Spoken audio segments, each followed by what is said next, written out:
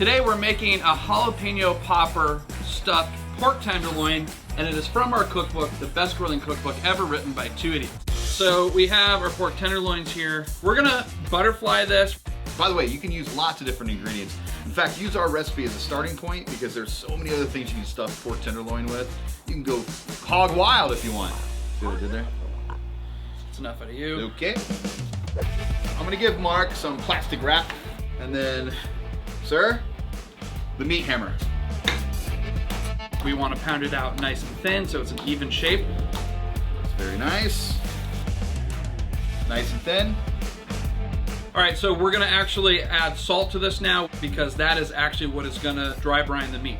This is a nice mild kosher salt, and the reason why we use kosher salt is because the shape of it allows it to stick, dissolve, and absorb better than any other salt. Yep. All right, we hit me with a little pepper.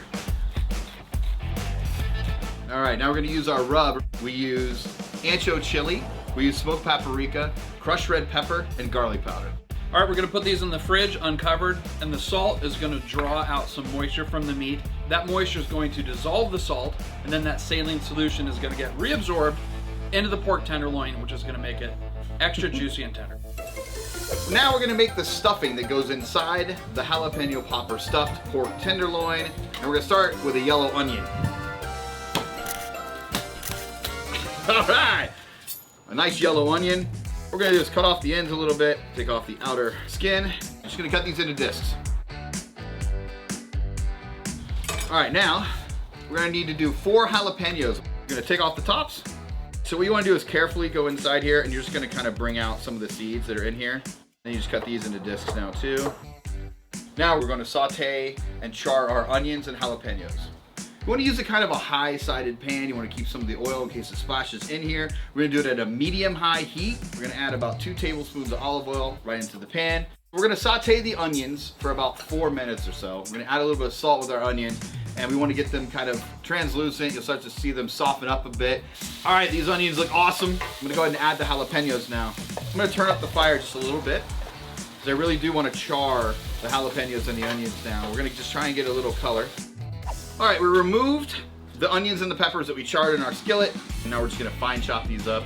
Let's make the mixture of cheese that we're gonna put into our jalapeno popper stuffed pork tenderloin. Pretty simple. We're gonna take some cream cheese first. Next, cheddar. Some shredded cheddar cheese, gonna put that in, that's a cup of that. And then we're gonna use a tablespoon of honey. I'm gonna put it in here, right on top. We're gonna add a little salt, kosher salt, and some cracked black pepper. All right, we're gonna throw in a little bit of our warm veggies that we just made. Looking good.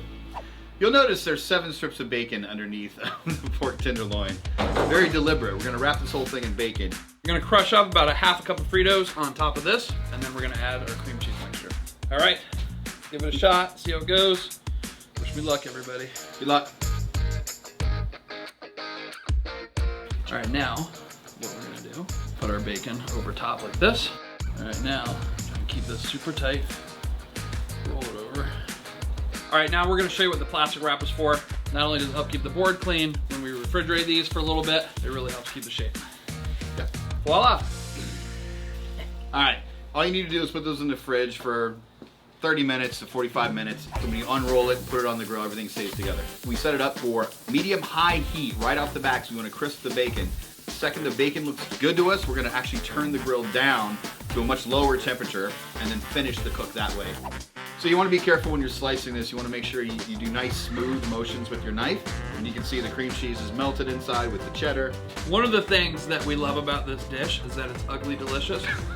Right now it looks pretty, but in order to make it ready and final, Gonna put some corn chips all over it.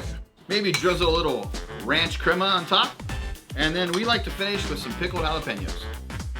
Perfect for tailgating and perfect for the Rachael Show.